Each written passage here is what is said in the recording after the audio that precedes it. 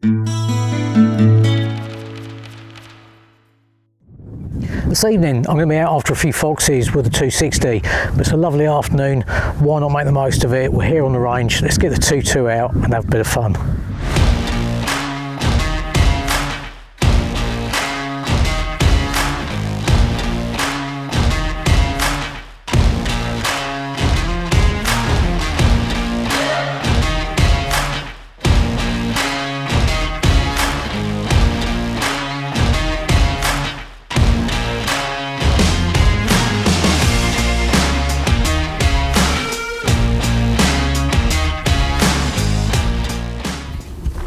Got a few targets already out on the range set up. I've got one at 100 metres there. We'll start off just with that. Well, I don't need to range that. I know it's going to be about 7 MOA. So the kit we're using here, I've got a Titan, an Element Titan scope on there. It's a MDT chassis here on a Bagara B14R. We're using SK long range. I'm going to play around with these. Quite often use the Ely match, but I only had these at the gun shop, so we're giving them a go, and they actually seem pretty good from my play with them the other day. Anyway, yeah, so ballistic there, much the same. We've got the Element Helix 1500 rangefinder here, which I'm using for all my drops. Okay, so without further ado, 100 metres, we've got quite a crosswind coming across here, probably between 5 and 10 mile an hour. So on that, we're going to go for the bottom right hand corner. Right. Okay.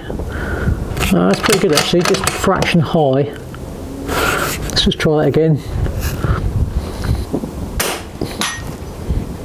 It's about a little bit lower. Probably just me not being able to see the target particularly well. Okay, so where should we go from here? Let's go up the bank here. We've got these two. Let's just ping that. So I'm getting 129, so 12 MOA. There we go. We go for the biggest one first. That wind is pushing me around a little bit. Right, well, we've got the little one. That is only about a 2 or 3 inch target. Okay,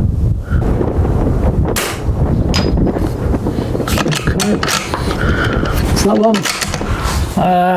What we got next? Next one out is 154. So we'll go 16.5 for that one. I've got it with the same hold, so that wind is just a little bit variable out there. And again, okay, so next one, what we got further on from that? Next one is around about 170, so that's 20 MOA.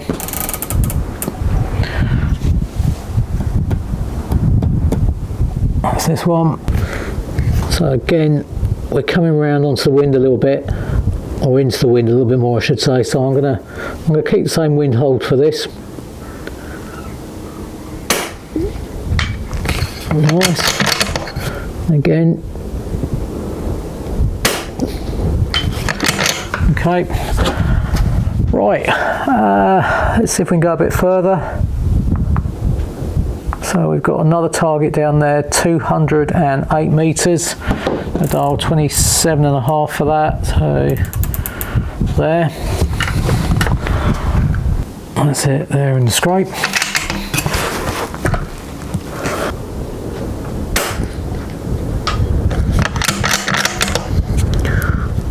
Right, so I'm going to give this one a little bit more wind. I'm going to go 5, maybe 6. It's blowing across there quite a bit at the moment. Okay, right, well, we're out to 208 metres there, so around about 228 yards. Not too bad for a little 2.2.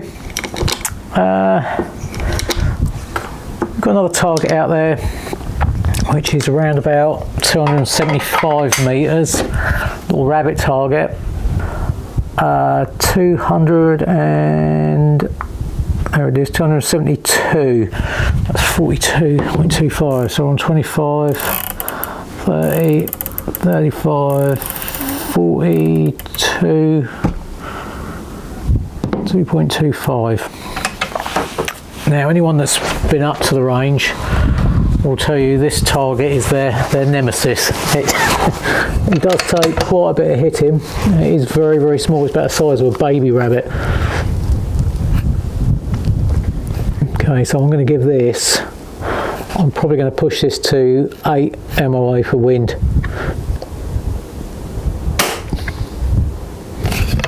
That was at the bottom of the target. Come up a little bit. There we go. So we can do that again. And again.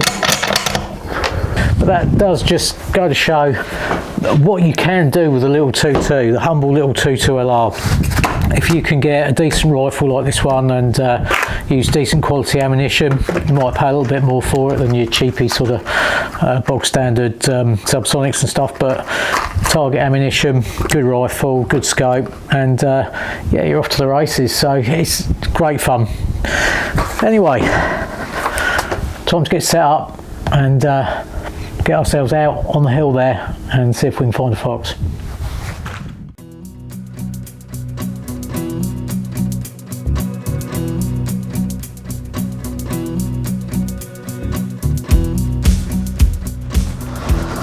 Got about 1,000 acres of prime foxing ground here, so it's always the needle in a haystack as to where to sit and wait, but dusk is usually a good time to catch a fox out. I've got one area I think I haven't sat for a little while, so maybe we'll try there.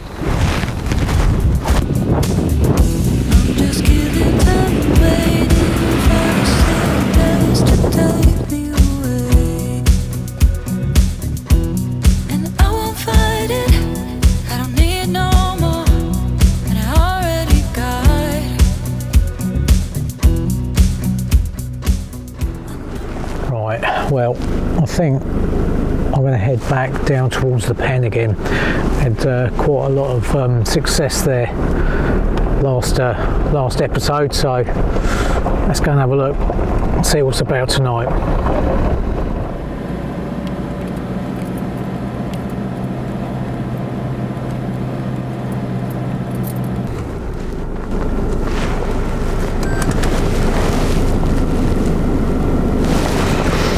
This looks like a pretty good spot to sit and wait, just up on the bank here. It's a little bit further down from the pen where I sat the last episode. This is just a little bit further down the valley. It's another patch of cover here which often gets a few foxes on it. Maybe just sit here for a little while and just see if there's anything about. If not, I'll have a little drive around the farm afterwards.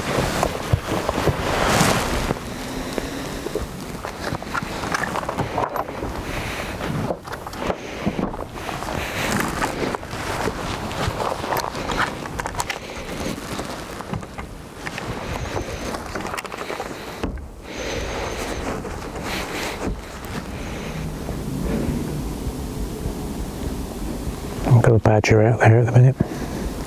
Having a little nose around, but this is actually a pretty good vantage point because I can see sort of quite a big area of the valley. There's a bit of cover just in front here, and I can see quite a bit of the way down the valley that way, and also back down towards the pond. And there's another the big pen where I waited last time, and there's also another pen actually just in this wood here, just along the bank from me. So yeah, hopefully if anything comes along I'm in a good spot to knock it over.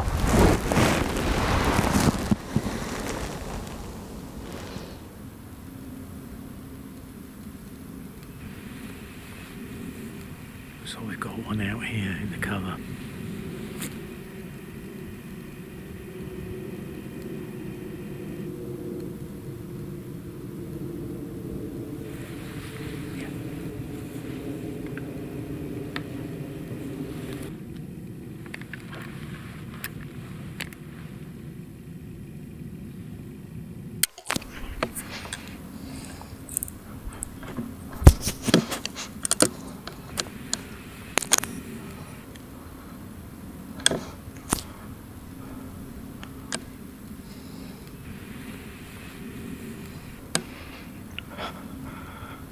Hey!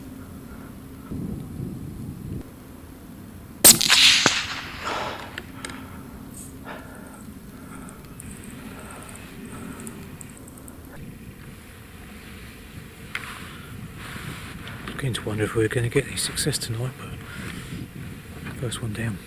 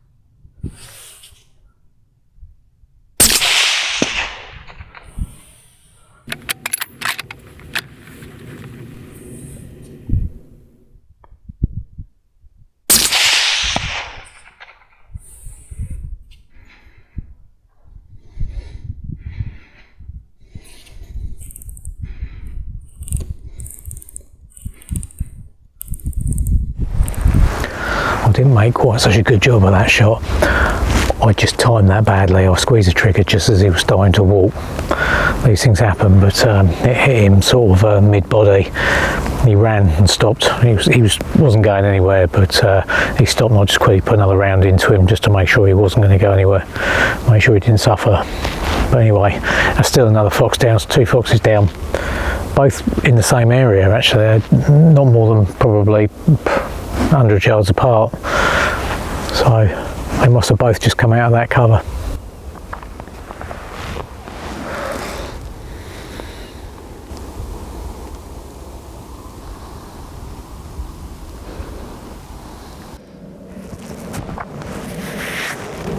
I'm going to go and grab them too, and then I think it's time for a change of scenery again. So this one's the first one. That was about 160 yards.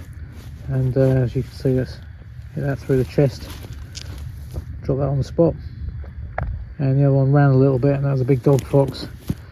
It made a bit of a mess of that one, but yeah, it was quite surprising we managed to pick him out in amongst all these sunflowers, and that's pretty tall cover. But I suppose shooting from the other side there, you can sort of look down into it. Anyway, good result though, so that'll keep the pheasants safe for tonight anyway. So I tend to find that by just parking up in an area with a good vantage point, I tend to shoot more foxes like that. You don't always shoot them from where you're parked up. Sometimes you just spot them going somewhere and you can sort of head them off and get a shot somewhere else. But I just think it's a better way of doing it for this sort of ground, because you're not spooking them by driving around with a truck. And if you're parked up, it gives you a nice solid rest to shoot off of. Yeah, anyway, we'll head up to the other end of the valley and just see if anything's come back out or come out up there.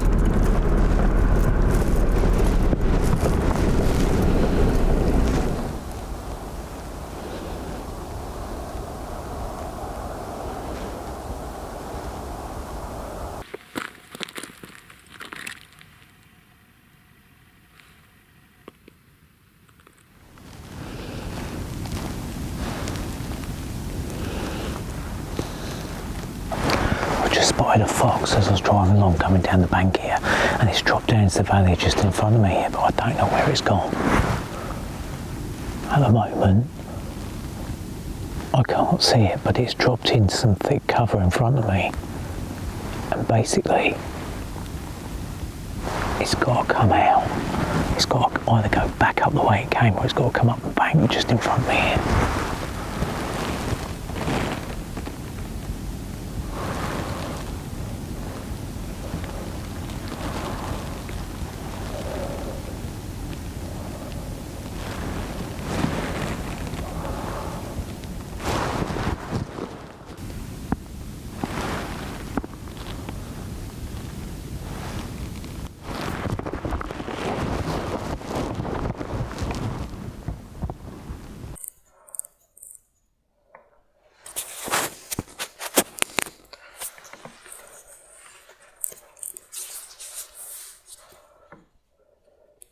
Hey! Hey!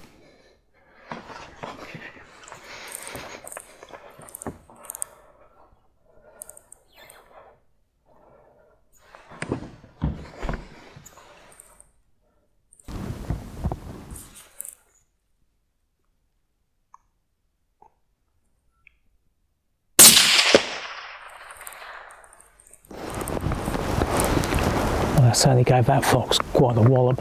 He was only about 140 odd yards, I think he was, but through the thermal I could see that 260 really done the business on him. There was a lot of working parts and that come out the back.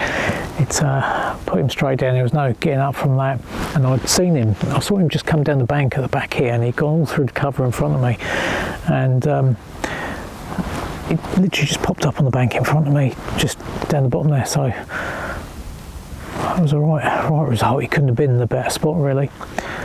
But anyway, yeah, that's 6 in 2 visits, so I'm happy with that. But I think it's getting late now, so I think I'll finish on a good note and call that it for the night. So I hope you enjoyed the episode, and thanks for watching, and don't forget, please do subscribe.